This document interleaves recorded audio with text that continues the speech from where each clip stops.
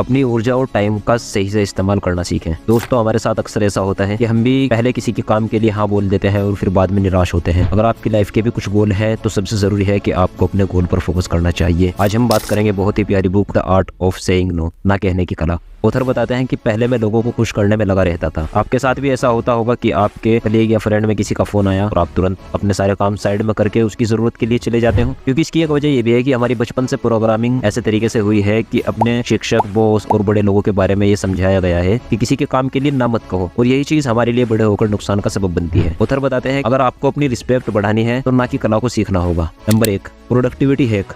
मान लेते हैं कि आप अपने किसी काम को कर रहे हैं और आपको किसी का फोन आया और आप उसके काम के लिए चले गए और वहां जाकर आपके 2 घंटे वेस्ट हो गए। अब आपको आपके काम के लिए 2.5 घंटे लगेंगे, जिसकी वजह से आपका वर्क डिले होता है। लेकिन यही 2 घंटे आप अपने गोल को अचीव करने में भी लगा सकते हो, अपनी फैमिली को टाइम दे सकते हो। और मैं आपको ये भी नहीं कह रहा हूँ कि आपको हर किसी के काम के लिए ना करना है, बल्कि उसमें आपको ये भी देखना है कि आपको इससे कितना फायदा होने वाला है। बस आप फालतू के लोग हैं, उनको ना बोलने की कला को सीखना होगा। चलिए सीखते हैं कि कैसे लोगों को ना बोले। बहुत सी बार हम ये सोचते हैं कि अगर मैंने सामने वाले व्यक्ति को काम के लिए ना करेंगे तो सामने वाले व्यक्ति को बुरा फील होगा। ऐसा नहीं है। बात यह है कि जब आप किसी भी व्यक्ति के लिए बार बार बुलाने पर चले जाते हैं या ज्यादा अवेलेबल रहते हैं तो इससे सामने वाले व्यक्ति की नजरों में आपकी रिस्पेक्ट कम हो जाती है। इसलिए ऑथर हमें बताते हैं कि कभी कभी ना करना भी सीखो, जिससे सामने वाले व्यक्ति की नजरों में आपकी रिस्पेक्ट बढ़े। मैं ये नहीं बोल रहा हूँ कि सामने वाले व्यक्ति की मदद ना करें। हर इंसान की अपनी कुछ जरूरतें होती है, इसलिए अपनी जरूरत को भी समझे। जब आप अपने लिए टाइम, एनर्जी और झुकाव महसूस करेंगे तभी आप सामने वाले व्यक्ति की भी मदद कर पाएंगे। याद करिए, फ्लाइट में ऑक्सीजन की कमी के कारण सबको अपना ऑक्सीजन मास्क पहनना चाहिए। सबसे पहले आप खुद की मदद करिए, तभी आप दूसरों की भी मदद कर पाएंगे। अगर आप ऐसा नहीं करेंगे तो आप खुद भी खतरे में आ सकते हैं और सामने वाले व्यक्ति को भी खतरा हो सकता है। ऑथर हमें बताते हैं कि लोगों को ना कैसे बोले। हमारे पास इतना काम है या हम अपने किसी गोल पर काम कर रहे हैं जिसे आपको 1 हफ्ते में कंप्लीट करना है। अब आप ही बताइए कि आप दूसरों के लिए कैसे टाइम निकाल सकते हैं। आप लोगों को ये कह सकते हैं कि अभी मैं बिजी हूँ, या आप उस व्यक्ति को कोई और रास्ता बता सकते हैं। जब आप ऐसा करते हैं तो सामने वाले व्यक्ति की नजरों में भी आपके लिए रिस्पेक्ट बढ़ेगी। दूसरा, जब आप लोगों को हाँ बोलते हैं, इससे आपका टाइम और एनर्जी भी लगती है। इसलिए ऑथर हमें बताते हैं कि लोगों को ऐसा फील ना होने दे कि आप उन्हें ठुकरा रहे हैं, और ये सब हमारे अंदर के डर की वजह से होता है। आप सामने वाले व्यक्ति को ये भी बोल सकते हैं कि अभी मेरे पास टाइम नहीं है, और ऐसे अंदाज में कहे कि आप सामने वाले व्यक्ति को आदर दिखा सकते हो। नहीं शब्द के बदले किसी अन्य शब्द का प्रयोग करें। ऑथर हमें बताते हैं कि अगर आपसे कोई कहता है कि मुझे एयरपोर्ट पर छोड़ाओ, तो आप उस व्यक्ति को ये बोलकर मना कर सकते हैं कि आप एयरपोर्ट पर नहीं जाते, जिससे सामने वाले व्यक्ति को भी बुरा नहीं लगेगा। बहाना बनाने से बचें, जैसे मेरी कार दुकान में है, मेरे पास चाबी नहीं है, अभी मेरे पास टाइम नहीं है, मैं बाद में जा सकूंगा। इसलिए ऑथर हमें बताते हैं कि कोई भी बहाना बनाने से बचे, साफ इनकार कर दें। अगर कोई आपसे टाइम मांगता है तो आप उसे बता सकते हैं कि मुझे 5 बजे जिम जाना है या मुझे 8 बजे पार्टी में जाना है। जब आप रीजन बताकर लोगों को मना करके बाउंड्रीज क्रिएट कर लेते हैं तो लोग समझ जाते हैं कि वो आपके कमिटमेंट को नहीं तोड़ना चाहते। जब आप कमिटमेंट कर लेते हैं तो लोगों को भी बुरा नहीं लगता, क्योंकि लोग नहीं चाहते कि वो आपकी कमिटमेंट को तोड़े। इसलिए आपको ना करने की कला को सीखना चाहिए। ऑथर हमें बताते हैं कि आप विकल्प ऑफर कर सकते हैं। अगर सामने वाले व्यक्ति को बोलते हैं कि मैं आपके 4 कामों में से 1 काम कर सकता हूँ, या आप उनको बता सकते हैं कि मैं 5 बजे तक फ्री हो जाऊंगा, उसके बाद मैं आपकी मदद कर सकता हूँ। इसलिए आप सामने वाले व्यक्ति को ऐसे अंदाज में मना न करें जिससे सामने वाले व्यक्ति को बुरा फील हो। आप उसको बता सकते हैं कि मैं आपके 4 काम में से 1 काम कर सकता हूँ,